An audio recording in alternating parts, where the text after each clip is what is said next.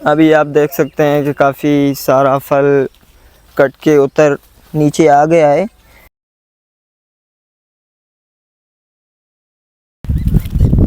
नाज़रीन, ये गफूर खोसो साहब हैं, इस इलाके के खैरपुर के गांव के अहम ज़मींदार हैं।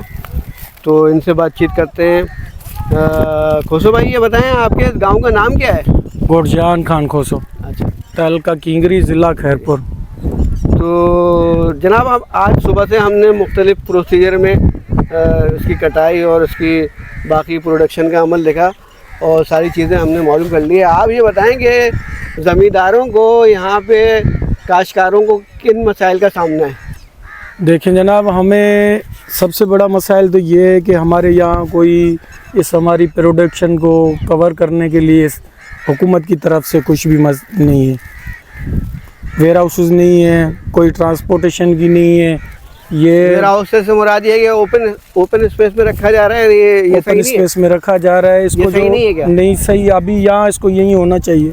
जब ये सूखता है, सूखने के बाद इसको स्टोर करने के लिए यहाँ पर कोई भी फैसिलिटी नहीं है। सूखने के बाद ये मंडी भेजना पड़ता है। हाँ, डायरेक्टली हम उधर रख लेते हैं। आप चाह रहे हैं कि वेयर हाउस बन जाए? होना चाहिए। तो वेयर हाउस में रखने से क्या फ़ायदा होगा? ये फ़ायदा है कि हम जब इसकी शांडी करवाते हैं तो यहाँ पर शांडी हो जाए तो ये हमारे लिए बेहतर होता है। मंडी में जाता है, इसका डबल ट्रिपल खर्चा हो जाता है हमें। अगर हम यहाँ से इसको शांडी करके भेजेंगे तो खर्चा हमारा जो है वो बच जाएगा। एक चीज़ ये होती है। दूसरा चीज़ ये होता है कि यहाँ पर हम शांडी करके अपनी मर्ज़ी से इसको भेज सकते हैं, सेल कर सकते हैं। मंडी जाने के बाद ये जो है बनिए जो होते हैं, आड़ती होते हैं, ये उनकी मर्ज़ी हो जाती है। फिर कम दामों में हमें भेजना पड़ता है, भेज देते हैं। अपनी ईमा पे जो है वो खरीदते हैं। हाँ, वो खरीदते हैं, वो अपनी मर्ज़ी से भेजते हैं। तो वेयर हाउस आप लोग नहीं बना सकते? उसमें क्या इतना? उसमें जनाब देखो, उसमें इन्वेस्ट बहुत है। ये हर बंदे का काम नहीं है कि उसको कर सके।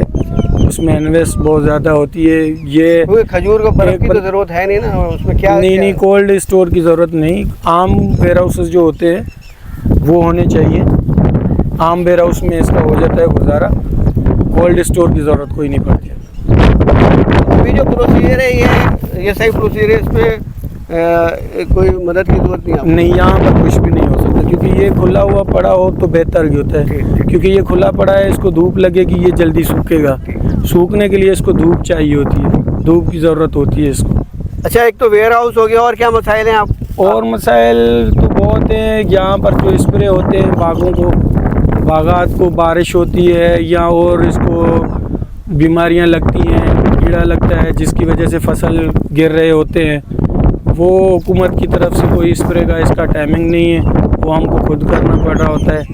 ये चीज़ें बहुत मसाइल होते हैं कि जब इसको हम बीज लगाते हैं, बीज के बाद फौरी कभी सर्दी आ जाती है, कभी गर्मी आ जाती है, तो उसकी स्प्रे होती है, जो कि यहाँ पर उसका कोई भी वसाइल नहीं, स्प्रे हमने खुद करने होते हैं। ये बहुत सारे मसाइल हैं। अहम मसाइल ये होता है कि इसको स्प्रे होना चाहिए ताकि फसल नुकसान ना हो, जो गिरती है वो गिरे ना। तो इस साल आपको कोई कीड़ा लगा है? इस साल कोई नुकसान हुआ है? इस साल मौसम चेंज होता रहा है, तकरीबन मौसम चेंज होता रहा है, तो फसल को नुकसान हुआ है। फसल गिरी बहुत है। जी। तो आप लोगों ने फ्यूमिगेशन नहीं कराई क्या? कराई है, हमने खुद कराई है, जितना कर सके हमने कराई है। चलें, फ्यूमिगेशन हो गई, वेयर हाउस हो गया, इसके अलावा और क्या मसले हैं? इसके अलावा ये मसले हैं कि रेट सही नहीं मिलते। जो मंडी की यूनियंस होती है वो सारे आपस में मिले होते हैं, जो सदर बना लेते हैं। हाँ, वो सदर जो है उसके लिए अगर हमारे लिए कोई आवाज़ उठाए, को कोई सपोर्ट नहीं है। कोई सपोर्ट नहीं है। मेहनत उनकी ज़्यादा है, यूनियन भी उनकी अपनी है और सपोर्ट भी उनकी अपने बंदों के लिए है। रेट सही नहीं मिलते, कमीशंस टैक्सेस वगैरह हैं वो हमारे ऊपर से ही लागू हैं, वो हम पे ही कटते हैं। तो मंडी के भी बहुत ही मसले मसाइल होते हैं हमें। ठीक है, तो ये अभी ये प्रोसीजर जो है, आज जो है वो जुलाई की 13 तारीख है जी। तो ये प्रोसीजर कब तक मुकम्मल हो जाएगा? ये तकरीबन जी, ये जो बड़े ठेकेदार होते हैं जिनके पास 3-3, 4-4 हज़ार पौधे होते हैं, उसको तकरीबन 1-1 माह लग जाता है, जो कि लोगों ने अभी शुरू नहीं करे। बाकी जो थोड़े होते हैं ठेकेदार, कम छोटे काश्तकार हैं, आप ठेके पे ले? हम ठेके पे ले लेते हैं। जी, हम ठेके पे ले लेते हैं। आप काश्तकार भी हैं? आप ठेकेदार भी हैं? हम। अच्छा, आपकी अपनी ज़मीनें भी हैं? आपकी ज़मीन कितने एकड़ पे है?